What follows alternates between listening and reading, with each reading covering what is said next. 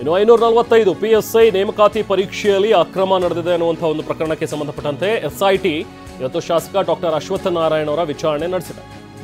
ಮಲ್ಲೇಶ್ವರಂ ಕ್ಷೇತ್ರದ ಬಿಜೆಪಿ ಶಾಸಕರಾಗಿರುವಂತಹ ಅಶ್ವತ್ಥ ನಾರಾಯಣ್ ಅವರ ವಿಚಾರಣೆಯನ್ನು SIT ಅಧಿಕಾರಿಗಳು ಮಾಡಿದ್ದಾರೆ.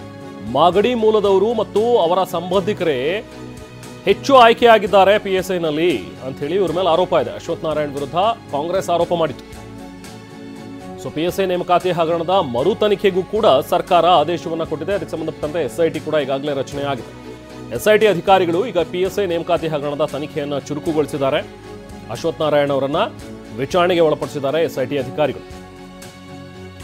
PSI ನೇಮಕಾತಿ ಹಗರಣಕ್ಕೂ ನನಗೂ ಸಂಬಂಧ ಇಲ್ಲ ಅಂತ ಹೇಳಿ ಈ ಸಂದರ್ಭದಲ್ಲಿ ವಿಚಾರಣೆಯ ಸಂದರ್ಭದಲ್ಲಿ ಅಶ್ವತ್ಥ ನಾರಾಯಣ್ ಹೇಳಿಕೆಯನ್ನು ಕೊಟ್ಟಿದ್ದಾರೆ ಅನ್ನುವಂಥದ್ರ ಬಗ್ಗೆ ಸದ್ಯಕ್ಕೆ ಲಭ್ಯವಾಗಿರುವಂಥ ಇನ್ಸೈಡ್ ಮಾಹಿತಿ. ಅಶ್ವತ್ಥ ನಾರಾಯಣ್ ಅವರನ್ನ SIT ಅಧಿಕಾರಿಗಳು ಇವತ್ತು ವಿಚಾರಣೆಗೆ ಹಾಜರುಪಡಿಸಿದ್ರು. ವಿಚಾರಣೆ ಸಂದರ್ಭದಲ್ಲಿ ಅಶ್ವತ್ಥ ನಾರಾಯಣ್ SIT ಅಧಿಕಾರಿಗಳು ಕೇಳಿರುವಂಥ ಪ್ರಶ್ನೆಗಳಿಗೆ ಉತ್ತರಿಸಿದ್ದಾರೆ. ಜೊತೆಗೆ ಈ PSI ಹಗರಣಕ್ಕೂ ನನಗೂ ಯಾವುದೇ ರೀತಿ ಸಂಬಂಧ ಇಲ್ಲ, ನನ್ನನ್ನು ವಿನಾಕಾರಣ ಸಿಕ್ಕಿಸುವಂಥ ಒಂದು ಪ್ರಯತ್ನವನ್ನು ಮಾಡ್ತಾ ಇದ್ದಾರೆ, ವಿನಾಕಾರಣ ನನ್ನ ಮೇಲೆ ಕಾಂಗ್ರೆಸ್ ಆರೋಪ ಮಾಡ್ತಾ ಇದೆ, ಬಿಟ್ಟರೆ ಇದಕ್ಕೆ ಯಾವುದೇ ರೀತಿಯಾದಂಥ ಪುರಾವೆಗಳು ಇಲ್ಲ, ನನ್ನ ಪಾಲುದಾರಿಕೆ ಇಲ್ಲ ಅಂತ ಹೇಳಿ ಹೇಳ್ತಾರೆ. ಅಶ್ವಥ್ ಬಗ್ಗೆ ಏನೂ ಮಾಹಿತಿ ಸಿಕ್ಕಿದೆಯೋ ನನಗೆ ಗೊತ್ತಿಲ್ಲ ಅಂಥೇಳಿ ಬೆಂಗಳೂರಿನಲ್ಲಿ ಗೃಹ ಸಚಿವ ಪರಮೇಶ್ವರ್ ರಿಯಾಕ್ಟ್ ಮಾಡಿದ್ದಾರೆ. SIT ಅವರು ಯಾವ ಉದ್ದೇಶಕ್ಕೆ ಕರೆದಿದ್ದಾರೆ ಅನ್ನೋದು ಕೂಡ ನನಗೇನು ಗೊತ್ತಿಲ್ಲ, ಅದ್ರ ಬಗ್ಗೆ ನಾನು ಇನ್ನೂ ಕೂಡ ಮಾಹಿತಿ ಪಡ್ಕೋಬೇಕು ಅಂತ ಮಾತಾಡಿದ್ದಾರೆ. ಅವ್ರಿಗೆ ಏನು ಮಾಹಿತಿ ಸಿಕ್ಕಿದೆಯೋ ಅನ್ನೋದು ಕೂಡ ನನಗೆ ಗೊತ್ತಿಲ್ಲ ಅಂತ ಹೇಳಿ ಪರಮೇಶ್ವರ್ ಮಾತಾಡಿದ್ದಾರೆ.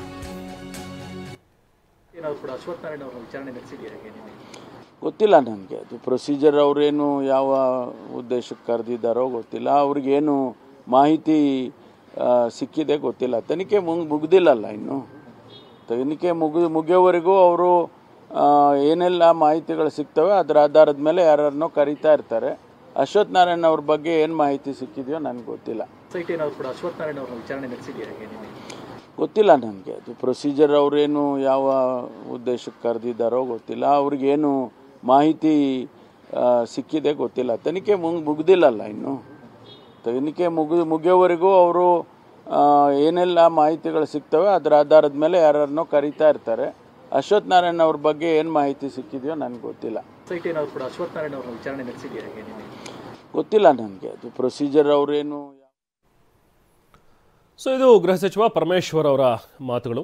ಡಾಕ್ಟರ್ ಅಶ್ವತ್ಥ ನಾರಾಯಣ್ ಗೌಡ್ರನ್ನ ಏನಕ್ಕೆ ಕರೆದಿದ್ದಾರೆ ಅನ್ನುವಂಥದ್ರ ಬಗ್ಗೆ ಇನ್ನಷ್ಟೇ ಮಾಹಿತಿ ನನಗೂ ಕೂಡ ಸ್ಪಷ್ಟವಾಗಬೇಕು ಅನ್ನುವಂಥದ್ದನ್ನು ಹೇಳಿದ್ರು. ಸ್ಥಳದಲ್ಲಿ ನಾವು ಪ್ರತಿನಿಧಿ ಜಗದೀಶ್ ಇದ್ದಾರೆ, ಹೆಚ್ಚಿನ ಡೀಟೇಲ್ಸನ್ನು ಪಡೆಯೋಣ. ಜಗದೀಶ್, ಇವತ್ತು SIT ಅಧಿಕಾರಿಗಳು ಕರೆದು ಅಶ್ವತ್ಥ ನಾರಾಯಣ್ ಅವರನ್ನ ವಿಚಾರಣೆ ನಡೆಸಿರುವಂಥ ಒಂದು ವಿಚಾರ, ಸೊ ಇದ್ರ ಬಗ್ಗೆ ಇನ್ಸೈಟ್ಸ್ ಏನಾದರೂ ಲಭ್ಯವಾಗಿದೆಯಾ? ಯಾವ ವಿಚಾರಕ್ಕೆ ಸಂಬಂಧಪಟ್ಟಂತೆ ಏನೆಲ್ಲ ಪ್ರಶ್ನೆಗಳು ಕೇಳಿದರೆ ಅಥವಾ ಏನು ಉತ್ತರ ಸಿಕ್ಕಿದೆ, ಏನಕ್ಕೋಸ್ಕರ ಈ ವಿಚಾರಣೆ ನಡೆದಿದೆ? ಯಾಕಂದರೆ ಗೃಹ ಸಚಿವರು ಹೇಳ್ತಾರೆ ಅದ್ರ ಬಗ್ಗೆ ನನಗೆ ಯಾವುದೋ ಮಾಹಿತಿ ಇಲ್ಲ ಅಂತೇಳಿ. ಎಕ್ಸಾಕ್ಟಾಗಿ ಏನಾಗಿರುವಂಥದ್ದು, ಏನು ಡೀಟೇಲ್ಸ್ ಇದೆ ಜಗದೀಶ್?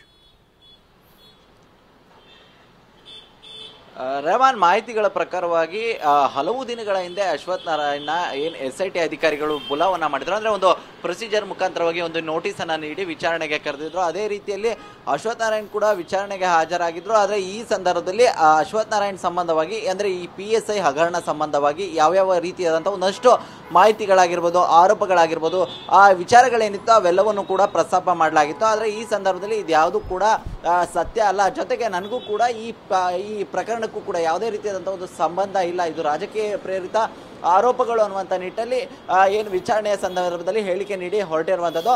ಇನ್ನು ಈ ಪ್ರಕರಣಕ್ಕೆ ಸಂಬಂಧಿಸಿದಂತೆ ಮೊದಲಿಂದಲೂ ಕೂಡ ಸಾಕಷ್ಟು ಆರೋಪಗಳು ಕೂಡ ಕೇಳಿ ಬಂದಿತ್ತು.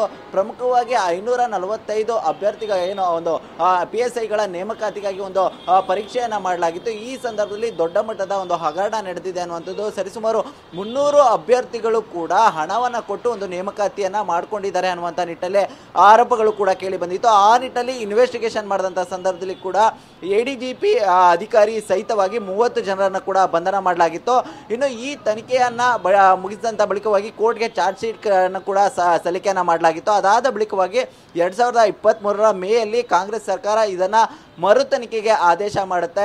ಜೊತೆಗೆ ಈ ಸಂದರ್ಭದಲ್ಲಿ ಏನು ಒಂದಷ್ಟು ಜನರ ಮೇಲೆ ಆರೋಪಗಳನ್ನು ಕೂಡ ಮಾಡುವಂಥದ್ದು, ಅದೇ ನಿಟ್ಟಲ್ಲಿ ಅಶ್ವತ್ಥ ನಾರಾಯಣ್ ವಿರುದ್ಧ ಕೂಡ ಆರೋಪಗಳು ಕೂಡ ಬರುವಂಥದ್ದು. ಇನ್ನೊಂದು ಮಾತುಗಳು ಮುಂದುವರೆದು ಏನೊಂದು 300 ಅಭ್ಯರ್ಥಿಗಳಿದ್ದಾರೆ, ಅವರಿಂದ ಒಂದಷ್ಟು ಹಣವನ್ನು ಸಚಿವರವರು ಪಡೆದಿದ್ದಾರೆ ಅನ್ನುವಂಥ ಒಂದಷ್ಟು ಆರೋಪಗಳು ಕೂಡ ಕೇಳಿ ಬಂದಿತ್ತು. ಈ ಎಲ್ಲ ಆರೋಪಗಳಿಗೆ ಸಂಬಂಧವಾಗಿ ಏನು SIT ರಚನೆ ಮಾಡಿ ಒಂದು ಮರು ತನಿಖೆಯನ್ನು ಕೂಡ ಮಾಡಲಾಗಿತ್ತು. ಇನ್ನು ಈ ಸಂದರ್ಭದಲ್ಲಿ ಅಶ್ವತ್ಥ ನಾರಾಯಣ್ ವಿರುದ್ಧವಾಗಿ ಒಂದಷ್ಟು ಆರೋಪಗಳೇನು ಕೇಳಿ ಬಂದಿತ್ತು, ಆ ಹಿನ್ನೆಲೆಯಲ್ಲಿ ಅವರಿಗೆ ನೋಟಿಸನ್ನು ನೀಡಿ ಒಂದು ವಿಚಾರಣೆಯನ್ನು ಮಾಡಲಾಗಿರುವಂಥದ್ದು. ಆದರೆ ಈ ಸಂದರ್ಭದಲ್ಲಿ ಅಶ್ವತ್ಥ ನಾರಾಯಣ್ ಇದಕ್ಕೂ ನನಗೂ ಯಾವುದೇ ರೀತಿಯಾದಂಥ ಸಂಬಂಧ ಇಲ್ಲ ಅನ್ನುವಂಥ ನಿಟ್ಟಿನಲ್ಲಿ ಕೂಡ ಈಗ ಹೇಳಿಕೆಯನ್ನ ನೀಡಿರುವಂಥ ವಿಚಾರಗಳು ತಿಳಿದು ಬಂದಿರುವಂಥದ್ದು ರೆಹಮಾನ್. Thank you Jagadish.